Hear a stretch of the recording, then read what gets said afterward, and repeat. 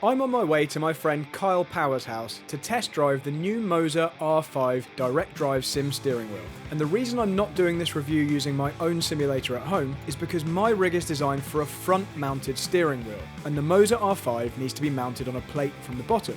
But luckily for me, that's exactly what Kyle's rig has. Kyle has a GT Omega sim rig and his current wheelbase is a Thrustmaster TSPC. This produces around 6 Nm of peak torque, but it is a belt drive system, so that's old tech in modern sim racing terms. And Kyle's current pedals are the Fanatec CSL Elite V2. These feature a load cell brake but a potentiometer throttle and clutch pedal.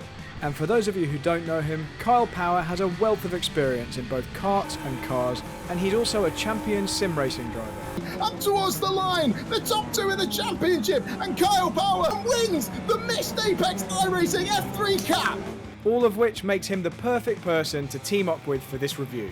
Okay, so the plan is to do Kyle versus Kyle. Although I'm going to drive and give you my subjective feedback too, the most important thing here is to see what a driver who's used to a belt drive feels about the Moza R5, because this is a realistic upgrade for someone like Kyle. So let's start with a 5-lap run at the Hungaroring as a warm-up, and then we'll do 5 timed laps before we compare that to the new wheel. We're going to do a benchmark using all of Kyle's current equipment. We're not going to change anything. We're going to use this in exactly the state that Kyle's used to using it. And that way we'll get a really good initial feel for what this equipment is like. And then when we do a back-to-back with the Moza equipment, we'll have an accurate comparison to give you our thoughts and feelings. This is my old faithful, my rig. This is an HP Reverb G2. The VR headset runs pretty well. The wheel is the Ferrari add-on, the original one, the plasticky one. Not great, but functional, lots of decent buttons. So the pedals are the CSL Elites with the load cell kit. Set pretty stiff, but still going to be a bit too soft for you, I think, Brad. Maybe continue you use a brick.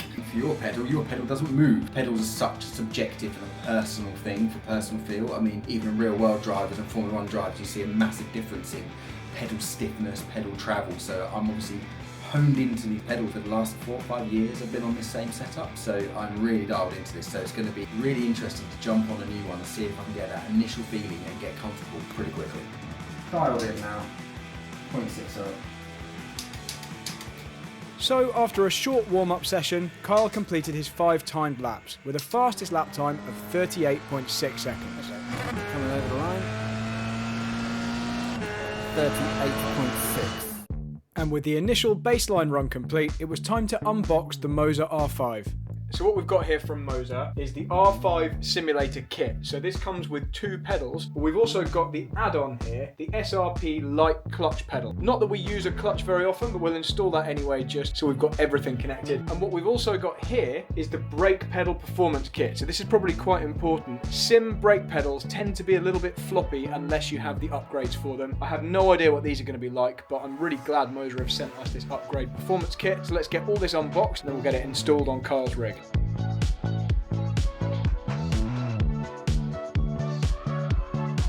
Let's get this off. Okay, wheel came with a nice covering. Okay, so wheel came with a nice covering. Oh, okay, initial thoughts. Feels quite nice. That's quite a big step from the Thrustmaster that's on your rig. This feels nice. I like the fact we've got lots of buttons. Ergonomically, feels good. We've got some buttons. They feel about the same as the Thrustmaster ones, to be honest. They don't feel great, but they don't feel bad. Yeah, I agree with that. They don't feel like a motorsport grade click, but they'll do the job. Yeah. Okay. This is a heavy quick duty release, isn't it? Quick release. Yeah, that looks decent.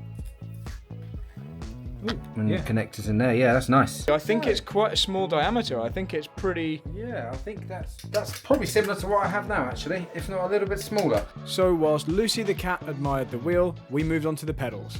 Right. Okay, pedals. This is going to be really important. Yeah, this is sheeted, bent up sheet metal, done on a brake press probably. These are linked already to the thing, so it's quite light.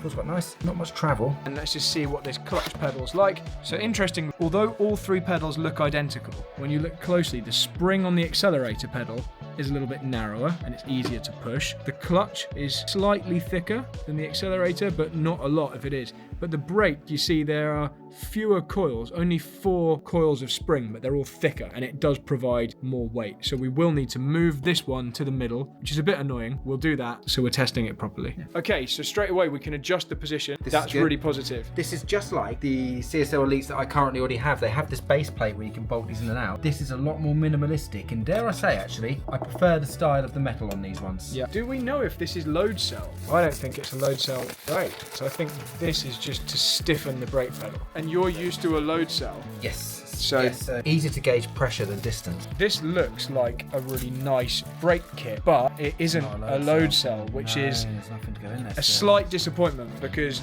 someone looking to upgrade from the kind of equipment you've currently got will definitely only be going for a load cell system. Yeah. So we might be hitting our first stumbling block. We might be coming out of mid-range to entry level here. If you are serious about sim racing, one of the first upgrades you'll get, the first upgrade I really got was a load cell pedal. This is the main event, the wheelbase itself. It's tiny.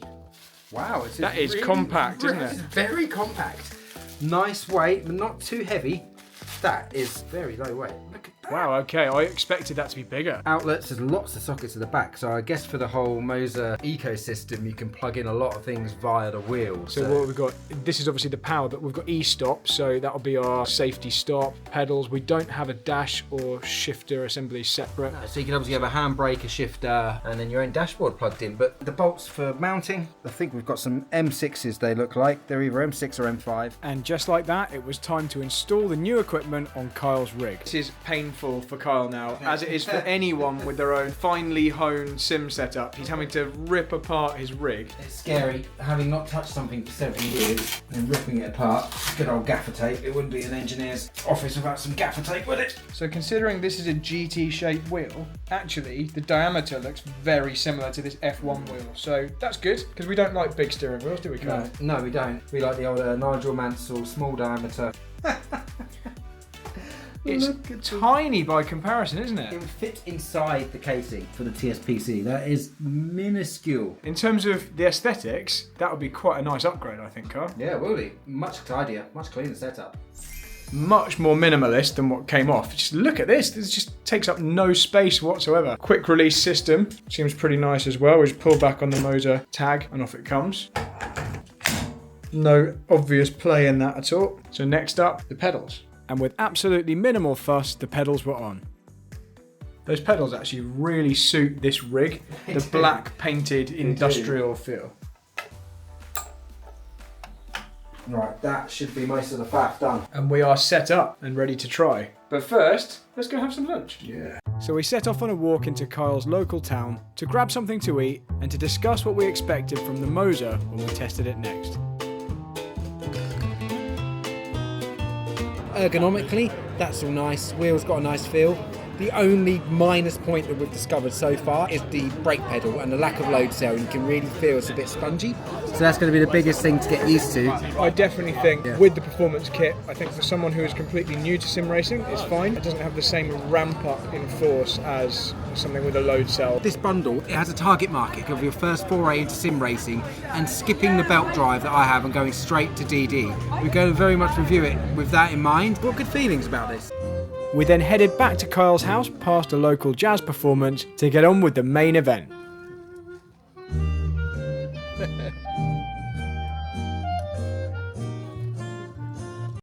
After thoroughly reading the Moza terms and conditions, it was time to finally put the Moza R5 through its paces. Flashy lights, I like that a lot. and we can change when they turn on in the Moza software. Feels nice. And brakes, yeah, struggling with the brakes. Oh, this feels really smooth. Oh, wow. I'm impressed already with the feedback.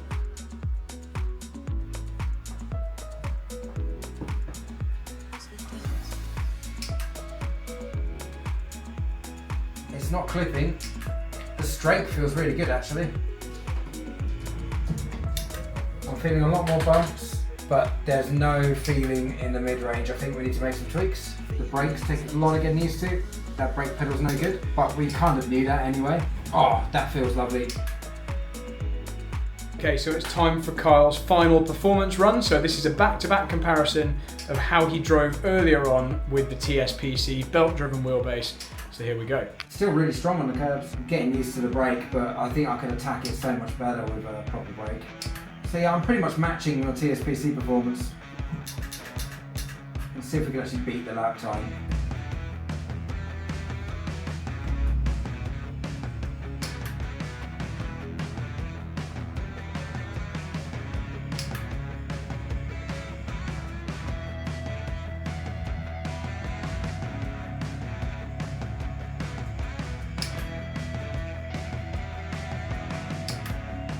Match the times, that's it, that's the 5 laps.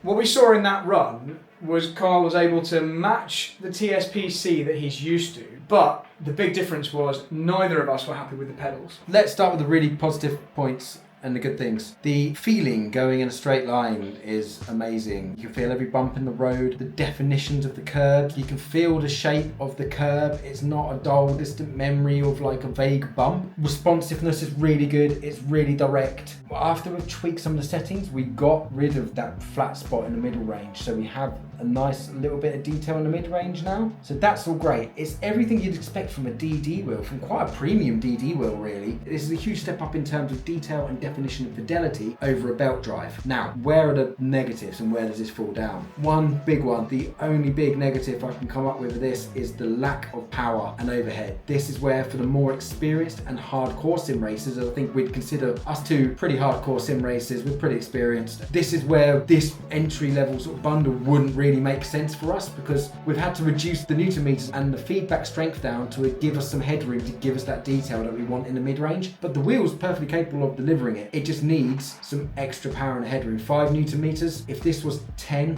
it would be incredible. For the hardcore seasoned sim racer, this wouldn't make much sense, but I don't think this is what this wheel is really aimed at. This is an entry-level bundle for under £500 with the pedals. I can't see there's much contest on the market for this at the moment. If I'm looking to get into sim racing, I wouldn't bother with a belt drive, a TSPC or T300 or a CSL Elite. For under £500 with a 3-pedal setup, that's incredible. For your level of detail you can get, this for the entry level, I think they've smashed it. For the price point and the market that they're aiming at, this is absolutely superb and spot on. If you're looking to get into sim racing, I wouldn't look much past this bundle deal. I'm very impressed. It hasn't left us lacking, and pace-wise, even with the subpar pedals without the load cell, I've just gone and matched my time and my setup. It's taken years to dial in on the belt drive, so I think that speaks volumes, so thumbs up from me. I was definitely right to come here and get Kyle to do the bulk of this review because that was a perfect summary of exactly what we've seen in this session today. I couldn't have said it better myself. I really agree with everything Kyle said. This R5 bundle is brilliant for the price, but if you're looking for something a little bit more hardcore, there are other Moza products on the market that you might want to take a look at, and hopefully we'll be reviewing those soon as well. So thank you very much to Kyle for donating his time and his simulator. Thanks to Moza for sending us these products to try, and we'll see you for the next one.